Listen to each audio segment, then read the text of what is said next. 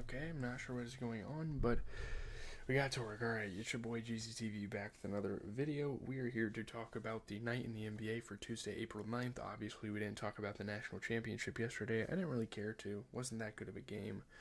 We have a couple good games. We had about three of them tonight. A lot of these games weren't that great, but there's a couple fun highlights. Obviously, we will first get into the Heat and the Hawks. I know Chippy is a huge fan of the Heat. They had a pretty tough win here. Pretty good stuff. Obviously, a team that's somewhat close to their caliber in terms of in the play-in. But Tyler Hero scores 33. Jimmy Butler adds 25. The Heat beat the Hawks by 6 in 2 overtimes. This was a pretty fun game. It's probably the game for the night that I watched the most.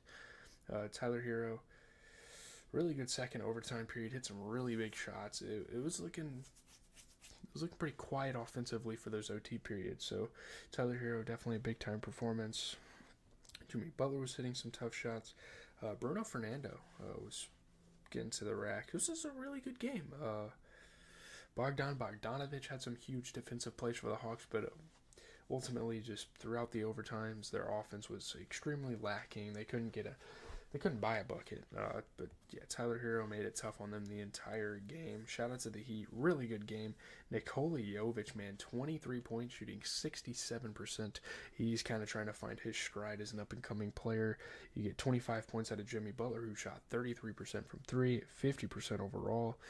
You get a 33-point performance for a guy who shot 52% as well. Great game for Tyler Hero. Yeah, the Heat went crazy.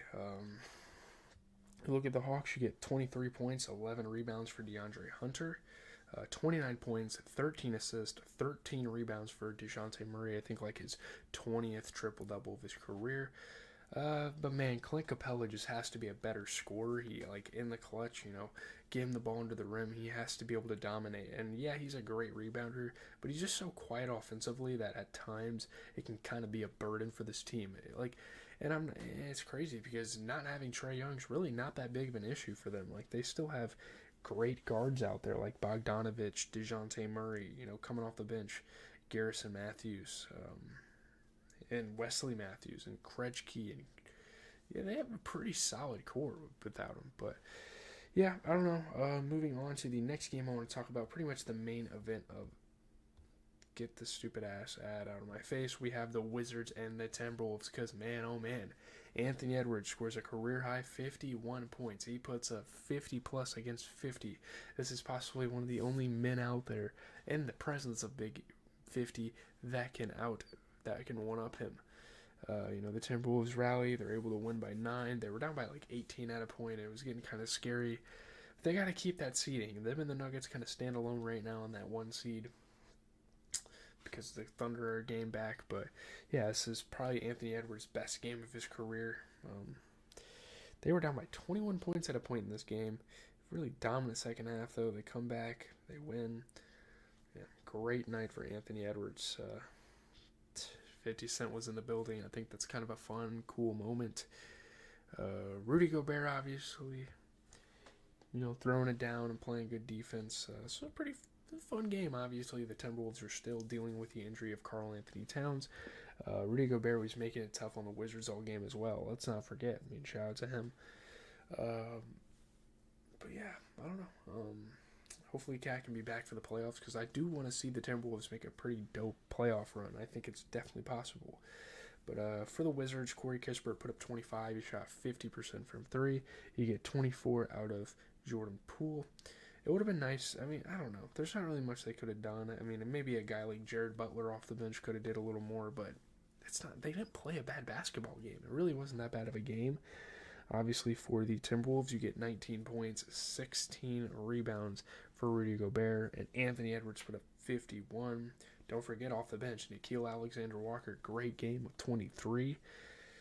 Yeah, those three put up some magic. Obviously, no Rudy Gobert. To be fair, Naz Reid has had some really good performances, and he's done a really good job of stepping up for them, but yeah, that's that. Kind of getting into the final game of the evening, I wanted to talk about the Kings and the Thunder game. This is obviously a really big game, really big playoff implications. It's just crazy, man. Like, We're still not really sure who's going to make the playoffs, who's going to make the play-in. I mean, we can kind of look at the playoff picture after this. I don't think it's really updated that much. But Shai Gilgeous-Alexander scores 40. The Thunder beat the Kings. Domantas Sabonis' double-double streak ends at 61 games, which was a pretty big deal because all season we were kind of watching this. I mean, obviously he's not an all-star, apparently. I don't know what the fuck that is. I still don't understand, but yeah, that's crazy. Shai with an insane scoring night, returning from injury. That's a big game. One of the bigger games of the season for them right now. They were down by 20 at a point to beat Sacramento by 7. Domantas Sabonis had his double-double streak stopped at 61. I don't know where that stands in the record books, but I think it might be a record. Shout out to SGA, just doing everything in his power to win the game. Hitting some tough shots all game. Pretty fun one. Aaron Wiggins was hitting some tough shots. Shai was playing good defensively, and that's honestly something that people really overlook throughout the season is just his defensive ability. They want to talk about his offense. He puts up 31 points every single night you watch him play. But yeah, obviously Keegan Murray had 15 points, 10 rebounds, shot 30% from 3, 33 points for De'Aaron Fox. Shout out to Keon Ellis. He could be a pretty fun piece to develop and build on. Well, obviously they have De'Aaron Fox for some years, but man, 26 points for him out of Alabama, I think. That's awesome. Sabonis does need to be a bit more of a factor offensively if they want to beat teams like this. Like, he needs to put up at least 15 points a game. If they were to play the Thunder in a series, you need 15 points a game out of Sabonis. He's a great rebounder, no doubt, but yeah, he barely missed it too. That is crazy. I don't know. Looking at the Thunder, it's just Shai. We're going back to our old ways. It's just Shai. 40 points off of 67% three-point shooting. It is what it is. I mean, he dominates. He leads teams to victory. I guess real quickly, we can look at tomorrow's games. Pretty fun ones. Tomorrow, the Mavs and Heat play on ESPN. You get the Magic and Bucks. That'll be a huge game for playoffs. I'm super excited about that. Timberwolves and Nuggets are playing on ESPN after the Mavs game. And the Suns and the Clippers are playing a back-to-back. So that should be fun. Leave a like, comment, subscribe. Obviously, looking at the standings, the Bucks clinched a playoff spot. So now you have the Knicks, the Magic, the Cavs, Pacers, Sixers, and Heat kind of fighting for play-in and playoff. And for the West, there was a lot that happened tonight, actually. So I guess the only teams really fighting between playoffs and play-in are the Pelicans, Suns, Kings, Lakers, and Warriors. The top 5 have been established, which is crazy. I guess maybe I should have went a little more in depth on that. But the East is still damn near wide open. Obviously, the seeding is going to move around a lot. But